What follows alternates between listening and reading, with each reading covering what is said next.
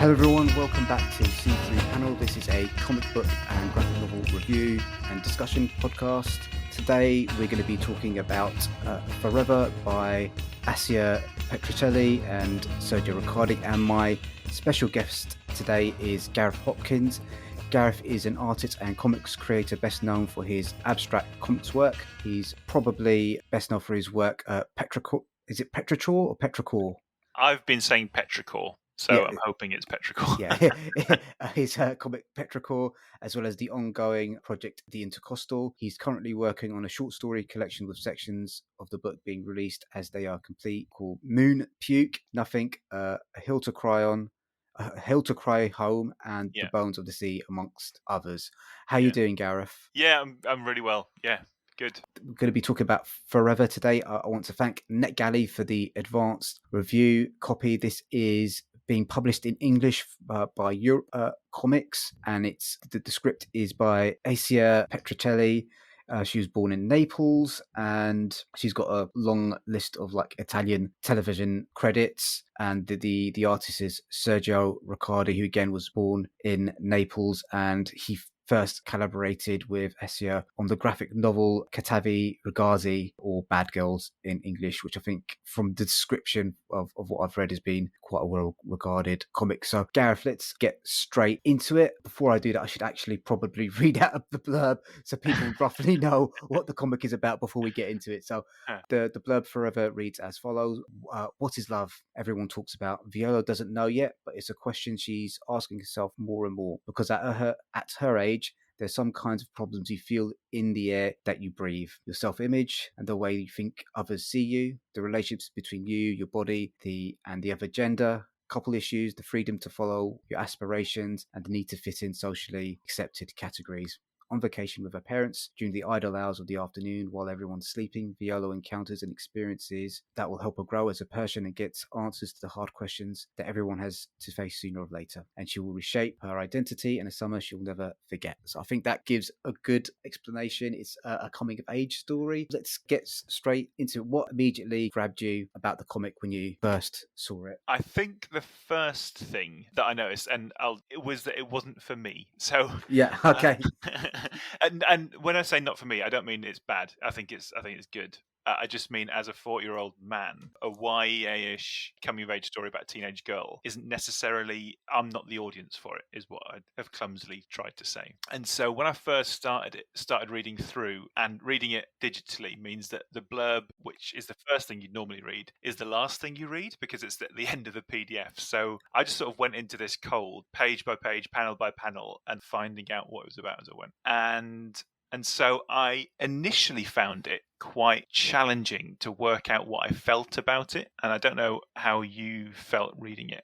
But when I first read it, I was like, I don't know what there is to say about this. It's like quite a leisurely pace. And so I got to the end. I was like, well, that was all right. But then when I went back for a second read through, just make notes and check of my opinions, basically, I found it opening up to me a lot more in terms of structure, in terms of the themes it's exploring. And it did definitely open up on the second read through for me.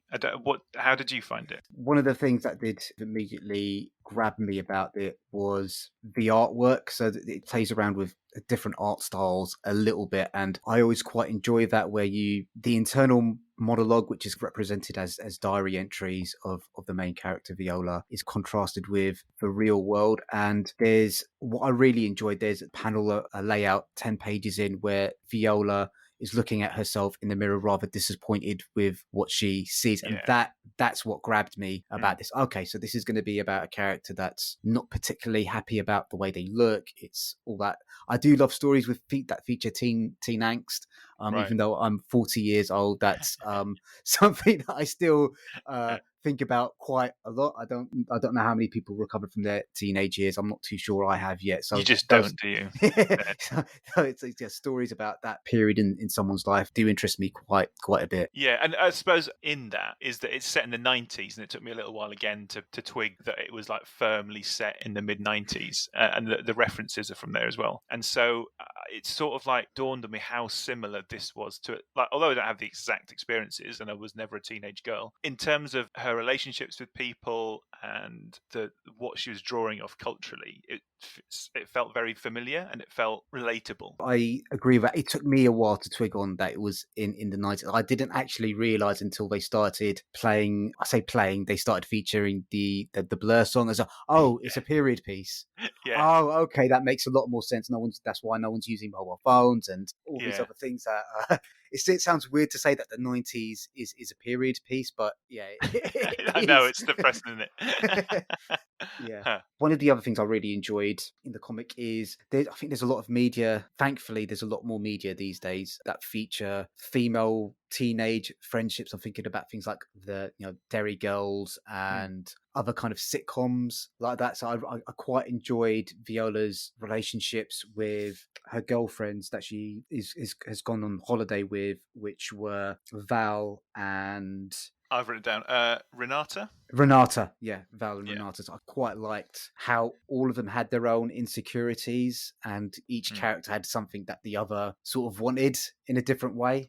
And I did think it was interesting how they were, in a way, it's frustrating that they're just sort of placeholders for the themes. Yeah. So one of the major themes is body confidence and ideas of what love is. Yeah. And so each of those three characters is like a distinct idea of how you feel about your body and what your opinion of what love is. And they're sort of stand-ins for that. And so in a way, that's frustrating because it's very structured and it could feel artificial. But you're right in the fact that their relationship with each other is really strong and really well told. And it's nice to spend time with them, because what you often get with teenage girls in media is that they're bitchy. Yes. And I'm sure they are in real life. Yeah. But in this, they're not. And they get on really when they support each other, which is, it's just nice to spend time with them on the page. There's a couple of sequences where I think that really plays out. The first sequence where they go to the nightclub and they're kind of singing together, so you get a real sense that these are they're friends that enjoy spending time in each other's company. Then there's another sequence slightly later on where they're talking about their first sexual experiences, and the girls are kind of licking ice cream cones rather suggestively, and they just start bursting out giggling as they notice that there's some boys watching them, and I really enjoyed that sequence. I found it kind of I thought it was funny. Yeah. in terms of the other themes, it's a coming of age story. It's set in the summer, so we're going to have the obvious family dynamics. Viola's got quite a challenging relationship with her mother. It would have been really easy to make that, I was going to say Play-Doh, that's not the right word, my vocabulary has escaped me. It kind of broad stroke that the mother's kind of just out of order, just a mean person, but that's not really the case here. I don't think. It's just that the mother's got certain, it's what the story is about, expectations that other people have for themselves and those around them. Her mother's got certain expectations of how she believes her daughter should behave. So, and I quite liked how that relationship developed as well. Yeah, and one of the great things about it is because you get to see Viola's diaries and how she portrays her mother in those diaries as sort of that, like, this yelling, like evil, almost like demonic woman.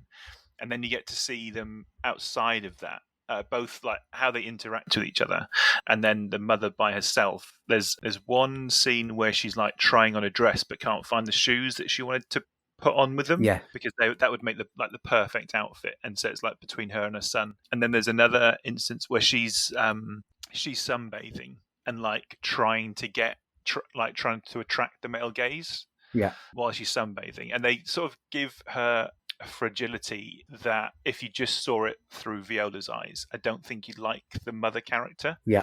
But you sort of, where she makes decisions and where she acts in certain ways, you see where it's coming from. And then there's that scene, I think it's towards the end of the book, where she's trying to convince Viola to wear a dress that she's bought for her. It's like, it's not said, but it is clear that the reason that the mum's trying to get her to wear it is because she's trying to push her desire for youth onto Viola. That's how I read it anyway. Yeah, that's kind of how, not just her idea of youth, but kind of her idea of what a young lady should be. I think she complains quite often throughout the book about Viola kind of dressing like a tomboy and that sort of thing. So I think there's also that at play as well. Yeah, she. And there's a bit really early on when Viola like turns the seat around to sit down on it, which is like a really 90s way to sit down on a chair. Yeah, And thinking about it now, it's like, oh, because that's how, like, and I'm doing air quotes, you can't see them, cool people used yeah, to sit on a backed chair. You turn it backwards and then sit yeah. with the back of the chair against your chest. Well, cool And now that I know it's people the night. and William Riker from Star Trek: The Next Yeah. Generation as well. Well, I was thinking specifically of Saved by the Bell, like Yes. Zach. Yeah, yeah. Zach used to use chairs like that, and it's just like it's such a like fake way of using a chair. Like you're sitting like that for effect, and I think it's quite nice that Viola does that as a way of sort of asserting herself. Yeah, as with a lot of coming of age stories, this is a story about someone trying to find the courage to assert slowly the person they want to become, and Mm. part of that is Viola's relationship. And I'm going to give a go at pronouncing the love interest's name. I believe it's pronounced Arenio. Yeah, Renio. Yeah, Yeah, that's how I've read it. yeah. Yeah, Who I think's quite an interesting. I think he comes of initially off as kind of quite a cold fish. He's not really interested in talking to the touristy girls. He kind of yeah, sees them as like almost like a parasitic invasion of absolutely. Yeah, of his town. And yeah, I really like the way he. I say like I found it quite compelling, kind of their relationship, how cold he could come off at mm. sometimes, and that's kind Yeah, of a character trait that goes throughout their relationship. I think there's one bit where they had kind of they have a fallout, and he simply says to her, "You can go now." And I thought, wow, dude, mm. that's cold, man. That's cold. So I Yeah. quite enjoyed that aspect of his character. Yeah, because I think he understands the power of taking attention away from somebody, but he's good at using it. That the other sort of Fabrizio is the boy that Viola thinks that she's in love with at the start of the book, and you sort of know as soon as you see like her drawing of him that he's going to be a wrong un somehow. Um, Yeah, um, but he tries to use that power as well on her, and it just like backfires totally.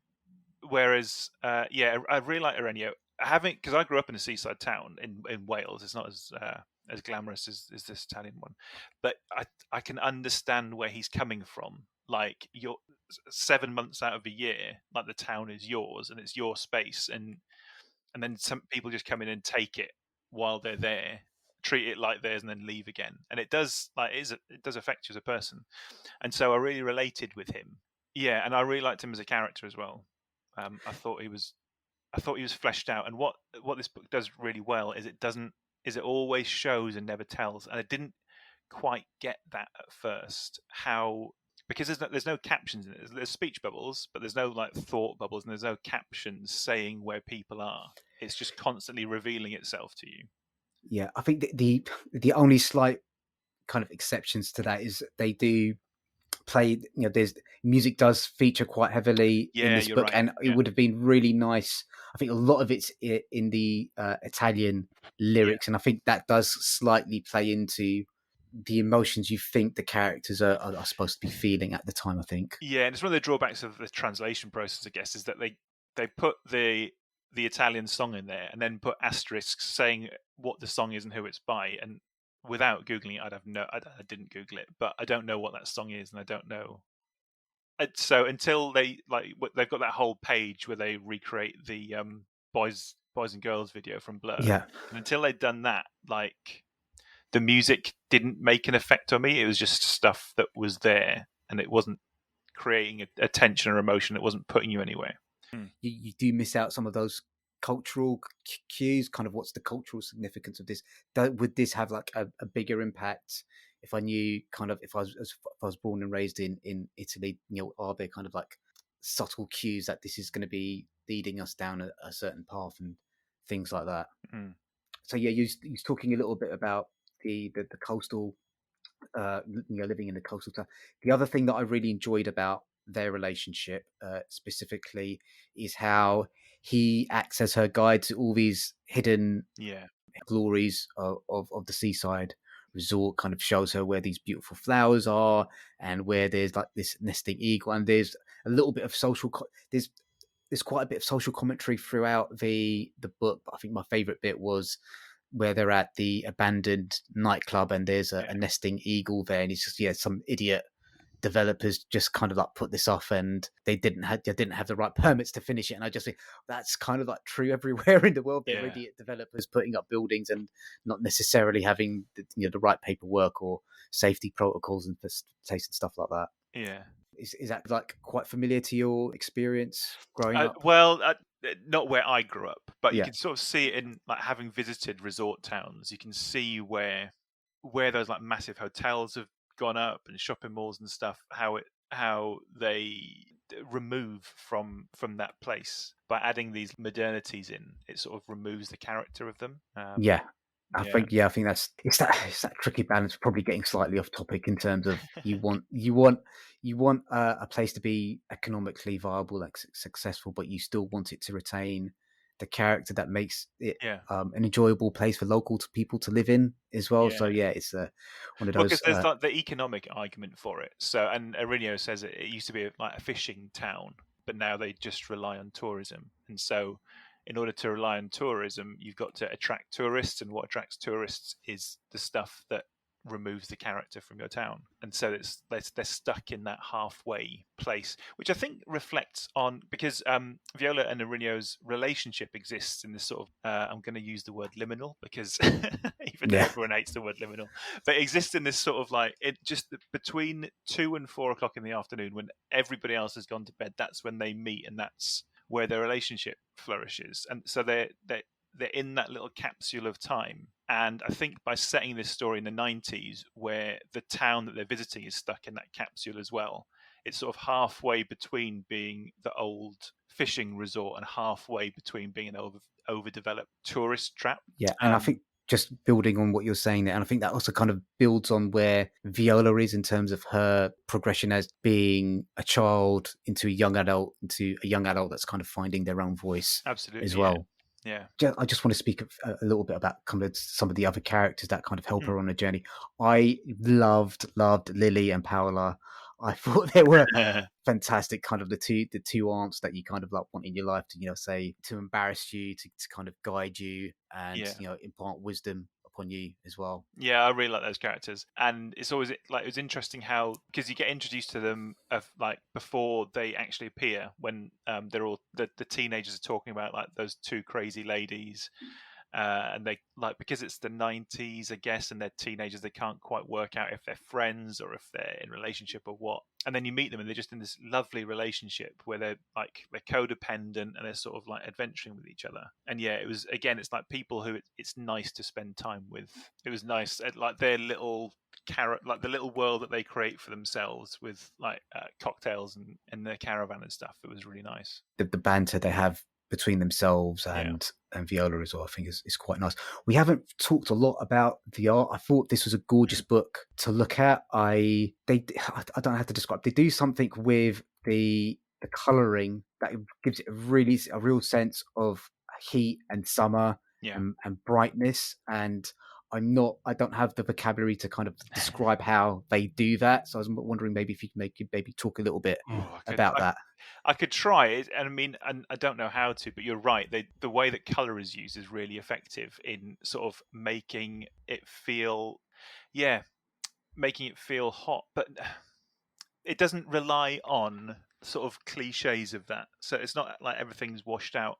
Just the color choice is really deliberate and really clever. And even when in the nighttime scenes, like the color, and they keep to simple color palettes, but seem to make it work in a way that I'm not clever enough to work out. Yeah, I think it's something to do with the way they're using kind of light and shadows. I'm just kind of even the nighttime scenes. It looks like a summer night, and it's kind of you can kind of tell it's like a hot summer night. And there's something about the way they're using the shadows there, and they don't use kind of like the real obvious ways of kind of showing that something sort of just beads of sweat on everyone and that sort of thing. And they don't really fall into that trap. It's kind of, I say trap, kind of they don't use that technique, and I love the line work in this as well. It's kind of really beautifully simply inked line. Everything's, it's not over stylized or over detailed. I love it when you've got those simple clean lines that are just they use so effectively just to kind of give the outline and characters to the faces and to the bodies. Yeah, you're right, and I really like the way, because it's sort of, seems to come from like an animation. Like people who come into comics from animation have a particular style, like a fluidity to their drawing. I guess it's because they're trained to draw from one picture to the next, and so they're good at sort of keeping the drawing in motion even when it's still. And the eyes I find really good as well, like the expressions on their faces. They're exaggerated, but not. It's cartooning, but it's not cartoony, if that makes sense.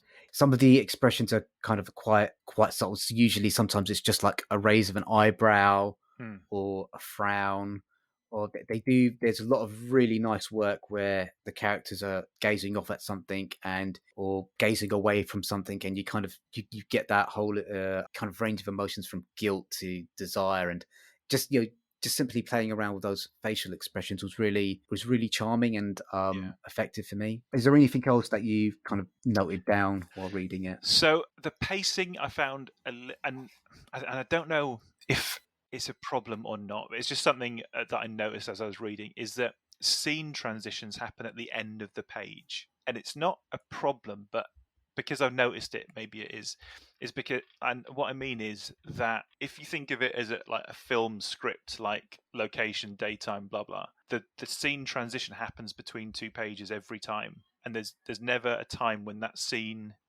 the change happens on the page, and that does a weird thing to the pacing of the comic as well. So there's certain sections which I sort of felt like they were very, very decompressed, and it's the same thing that I got through reading a lot of this book, is that when I first did it, I was like, oh, I'll get on with it. Like there's a scene where she sees Ireneo like walking through the empty streets and she follows him, and that the sequence where she follows him takes 5 pages, which seemed extreme at a time. But now that we've been talking about it, I think it's just to encapsulate that sort of like that liminal feeling, to like really show you that there's no one else around, and it contrasts really nicely to the other scenes where you see Viola and her family walking through the city, and it's really busy and they can't move and they can't see anything because there's so many people jammed in. So there's that. So I think I wrote it down as a negative, but I actually think it's a positive now. Yeah. But the other thing is that the story, for me, I was really engaged with the story by the end, but then it wraps up too quickly.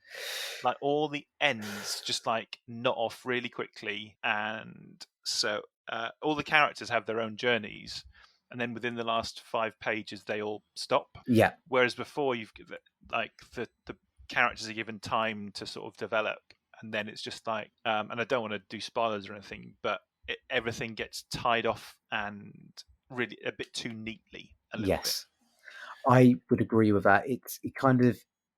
There is a pacing issue with this. Is kind of, it does take its leisurely time, and then kind of like boom, summer's over sort of thing, and then kind of everyone's heading back home again. Not to get too much into spoilers, there was one action, the parents, Viola's parents do something to her that I felt was kind of a little bit out of character and wasn't signposted before.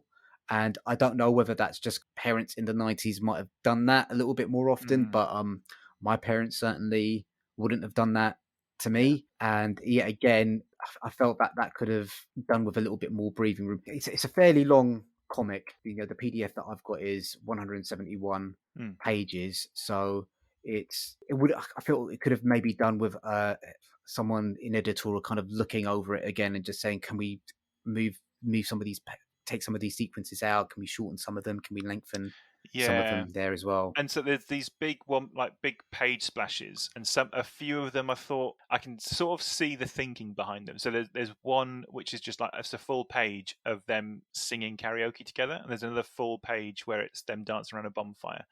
And it sort of feels like you could have broken those up and used more of that page to give you some space at the end of the book to let things open up a little bit. But It's so tricky. Yeah, and it's so it's tricky. been very overly harsh because Yeah. it's a quality book, and it for the most part it uses time really well. It does do some of the things, like it does use some storytelling techniques that you can only kind of like get away with in, well, that are only really used in comic books. I'm just thinking back to the first sequence where they're kind of lining up and there's like a clock on the wall, a Yeah. clock, it's two blank pages, and there's just this line snaking from one corner of the double-edged spread in this S formation to the end.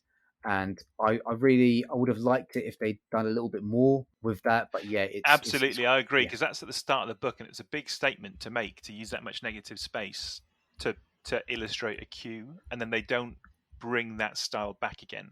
Yes. Yeah, so it would have been nice if they played around a little bit more with that. Have you read In by Will McPhail? No, I don't think so. It is my book of the year, and kind of that thing that you mentioned about using negative space. He does that really almost overindulgently at some points, but he uses that really effectively, and that's it's one of those.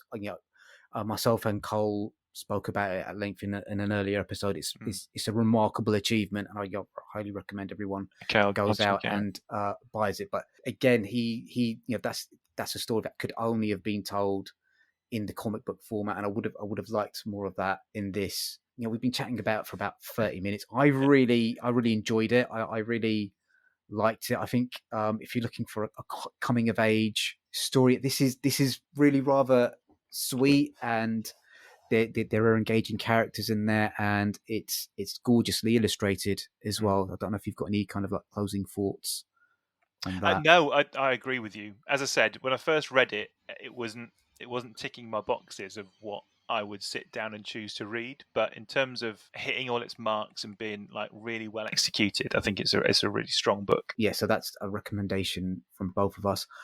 Europe Comics, they do so much good work in terms of bringing English language translations of these kind of European albums or graphic novels to English language speaking countries. Please check out their store and buy stuff from them. I think we all become richer when we get access to works from Italy, Spain, Germany, and the other countries that they work so hard to bring these graphic novels from. So let's talk a little bit about what you've been up to, Gareth. Thank you so much for sending over the comics that you I think did. I sent Petrichor, Nothing, and Bones of the Sea. I think they're the ones that I sent them over. Yeah, and I really enjoyed those. I want to say, I think I've been following you on Twitter for some time, and I want to say I can't remember where I first met you, but I think it was either at the Crouch End Comic Book Festival, or it was at the Electra Comics Maybe, symposium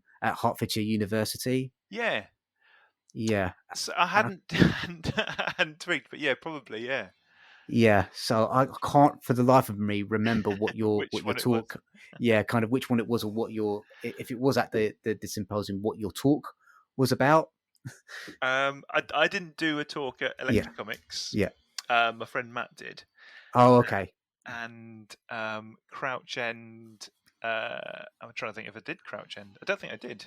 Okay, it must have been we at probably met at Electra Comics then. Yes, yeah. So it was quite some that was time ago. Yeah, yeah. It's a shame that that app didn't take off, because it had a kind of a lot of potential, but Amazon and their solutions and stuff like that is always going to be kind of a quite a big. And it's a pity that the sample comics that they developed for that. So, and if anybody hasn't heard of Electra Comics, it was John Reppy and Liam Moore, with the help of Alan Moore, were trying to make a platform for electric comics, for like digital comics, where you could include custom coding and animations and stuff.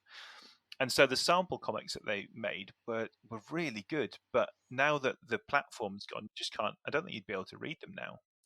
So yeah, I think which is a shame, because they played around with a lot of interesting ideas of how you could use tablet devices to tell different stories, different ways of animating things, different ways of using sequential arts to tell interesting stories. So it's a shame that it never it wasn't kind of the success that it should have been. There was some really brilliant creators using it as well. Yeah. You make a lot of abstract comics. Mm-hmm. I was just wondering what drew you to that style. Why abstract? Why Yeah, comics? that's fair enough. I think so. My sort of background in reading is 2000 AD and Marvel comics. Those are like my reference points, or they were my reference points. And then I did the usual thing when you're like late teen of sort of like putting comics down and just looking at other stuff. I went away to uni to do film and TV and stuff, and then really got into art and really into Dada and surrealism and stuff. And so as an artist, that's what was influencing me. But then comics became a medium to sort of work out those influences. So I started making abstract comics, essentially sort of like trying to my influences were Dada and surrealism, and that's what I was going for. And it's down to space as well. The reason I started working on them, because you can make a comic on an A4 sheet of paper, whereas you can't, and it carries a sort of the same weight as a painting, whereas paintings take up a lot of space and need resources to do them. And so that's where I got into comics. And then it sort of developed organically from there. So once I'd started making comics, I got back into reading comics in a big way, because after a year or so of making them, it felt like I wasn't being honest to the medium. And so I got really back into comics, started redrawing comics pages which I found interesting as part of sort of like my process. And then I've just got to where I am now, just through trying out new things every time. But I think it's always good to try and push a medium to its boundaries and see what works and what doesn't work. I'll be honest with you, when I first opened up some of them, I found it quite challenging to kind of like understand what was going on. But once I made, and I don't know if you'll appreciate this change in perspective, but once I started thinking about them less as stories told sequentially and more as poems with visual elements, they worked a lot better for me. Yeah, I think that's fair to say. And because the way that I've started to use the comics page is less of like a narrative panel by panel and more of an atmosphere, and Yeah. like you can create pace on the page using paneling and layout of letters and stuff like that, and color and density and use of negative space, all that stuff. But yeah, I'm not that the story isn't being propelled by the images. That's really interesting that you mentioned about the pace of the comic book, because that is something I actually noticed myself, kind of like speeding up and slowing down depending on how many panels were on the page, where the word, kind of where you place the word balloons and things like that. So it's quite interesting that like one of the things, kind of going back to the comic book symposium, was the unique attraction to comics is that you control the pace at which the story is being told to you, and you play around that as well, even with abstract comics as well. Yeah, because there's just a toolkit in comics which, if once you're sort of aware of it, you use it. And so my early comics, when I first started doing the Intercorstal, I was just like, the panel layouts were just like what would be an interesting set of shapes to put on the page, without any sort of thought of pacing or of density or anything like that. And then the more I got myself involved with comics, and obviously reading, understanding comics by Scott McCloud is a big thing as well. You sort of like learn the tool set that from going back to that Electrocomic Symposium. I remember there was a talk from some people who had used eye tracking to see where people read comics. They'd done this big scientific study to like, and they were like, if you put this on a page, then we can scientifically prove that the eye would go there.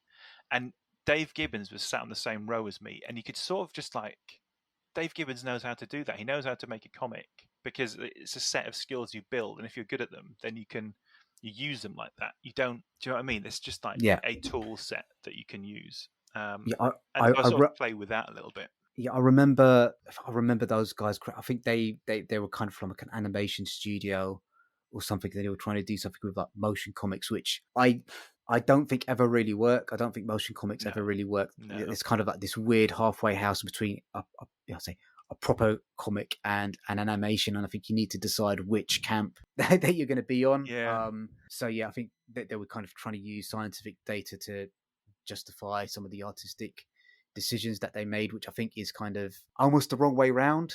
Yeah. I think you Yeah. should kind of so once I'd kind of made that switch, I did kind of start enjoying them a lot more. I really enjoyed Petrichor, yeah. Petrichor. Yeah. I found that a really touching read. Did you mention that? Can you? Yeah. So there's one question I wanted to kind of ask about that. What does vent Assia mean? Because when I googled it, a ventilation company Yeah, no, came that's up. what it So is. That's what it is. okay, And so it's so Petrichor, when I wrote it, it was like a very organic way of writing. And so I'd made 86 pages of comics or whatever. And I sort of, when I had them, I was like, these will work best if there's words on them. People will read it if there's words on it. Whereas, and that there are people who just like wordless comics, but I think those people are very brave to make a wordless and comic. It takes ages, and people just finish reading it in like 2 seconds. and if It's it's an just abstract one, you're yeah, right. People yeah. just flick through and they don't stop. So I wanted to stop them on the page for a while. And so when I started writing, I was writing in non sequiturs. I was just like putting these little bits of broken text on the page and building it up. And then while I was doing that, a friend of mine died, and like she had been ill for a long time. I knew it was coming, but it really hit me in a way that I wasn't expecting.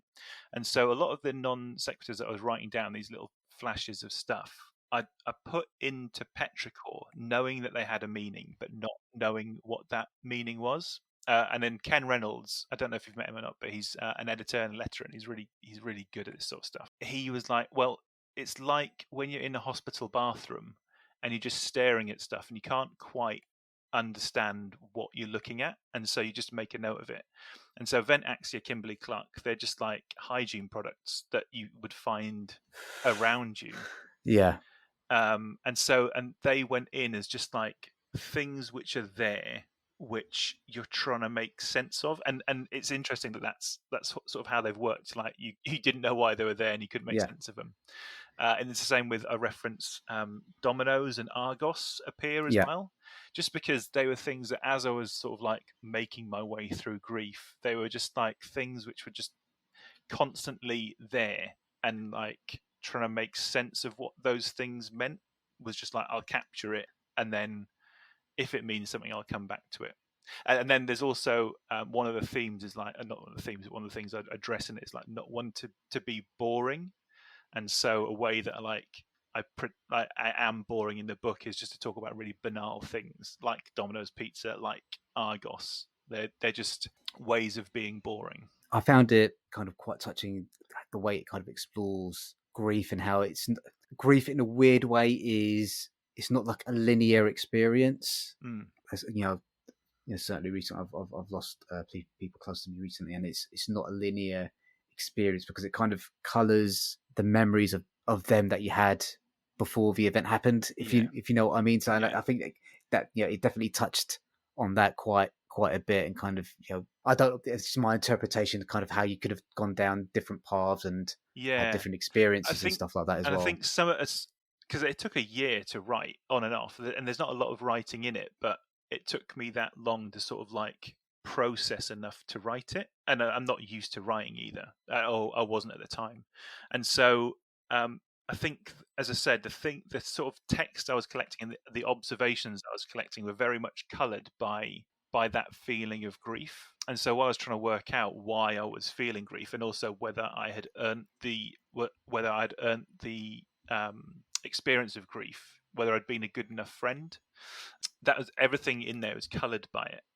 And then there's obviously towards the end of the book, like it just changes. Like make a choice to not colour my experience that way anymore. I got quite a lot of from that one. And then the other one that I really enjoyed was Moon Puke, which I think it's I don't know how to describe it. It kind of, for me, it had a very British sense of humour about it. It's kind of, I don't want to say like Monty Python, but there's kind of like this weird satirical thing going on Yeah. in there. So I quite enjoyed that as well. So how did the concept for that come about?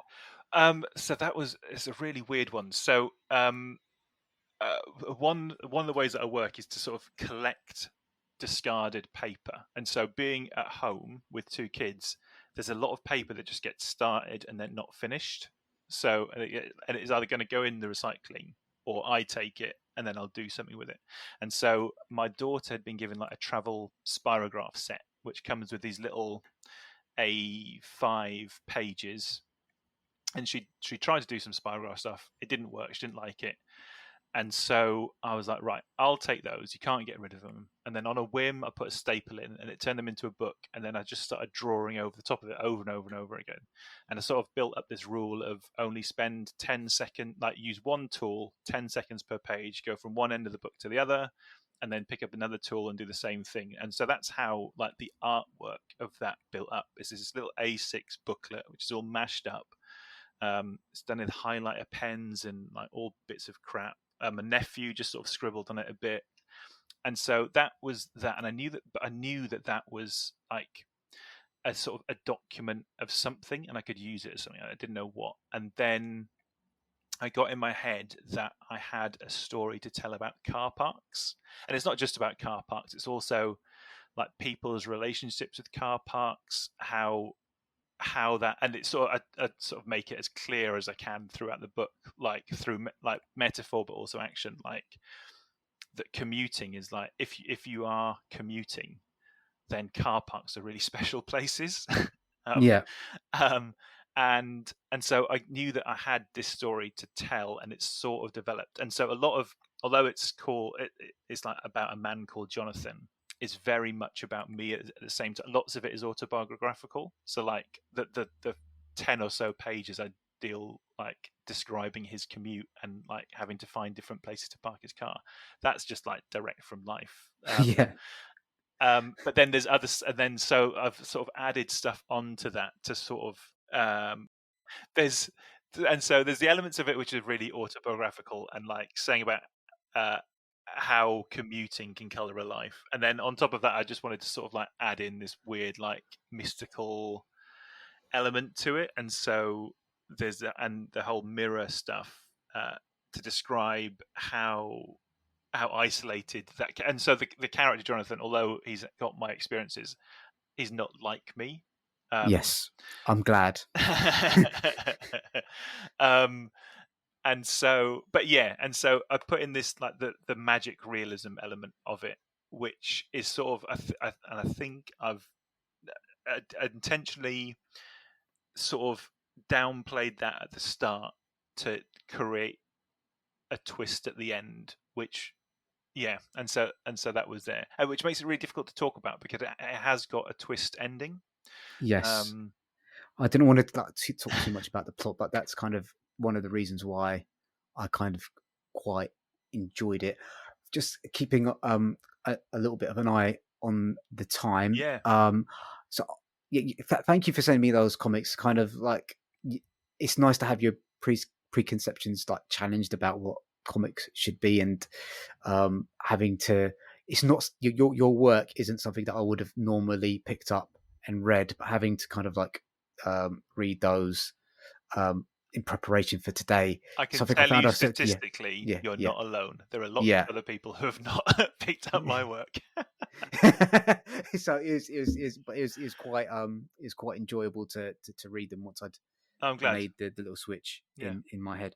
I just want to give you the kind of opportunity to kind of like talk about any other projects that you're working on at the moment, any podcasts or Um, yeah. Kickstarters or whatever. Yeah. So I'm still working on explosive sweet freezer razors, which Moon, Puke, and Bones the Sea and Nothing are from. And I mean, I was hoping to have it done in a year, and I'm in my second year now at least. So it's going to be a little while. But while I'm working on that, I am for Hackney Comics and Zine Fest, which is happening as we record now, as an online festival.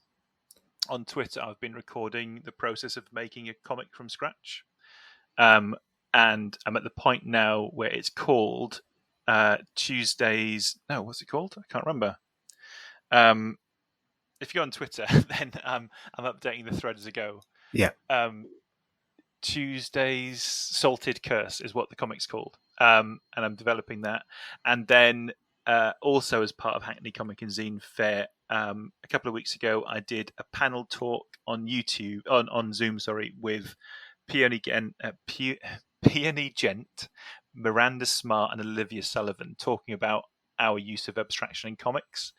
And if you go onto the Hackney Comic and Zine Fair YouTube channel, the recording of it is there. So if you did want to hear more about my approach to work and also other people who use abstraction and how we use it differently, then that's on YouTube to watch as well. That's great. And Gareth, just let my listeners know where they can find you on the internet, YouTube, Twitter, all that stuff. So on the internet, pretty much everywhere I am Gerthink, and Gerthink is spelled Grthink, and is short for Gareth Inc., but everybody says grthink. So so at grthink on Twitter or Instagram, and then my website is www.grthink.com. So that's great. So I'm not too sure what I'm going to be doing for the next episode yet. It might be a review, or I might be interviewing another comics creator. I haven't quite decided yet. Hopefully Cole will be back soon, and we'll kind of get back into the kind of regular swing of things. If you could please subscribe to the podcast, if you could leave a rating and review wherever you've found us, it really does help with the discovery. And if you can either kick us some money by using the affiliate link to start your own podcast, or if you could use the chip jar in the episode description to send us a $5, it just helps us keep the lights on. So that's it, guys. Thank you very much. Thank you, Gareth. No, thank you. And let's say goodbye. Bye. Bye.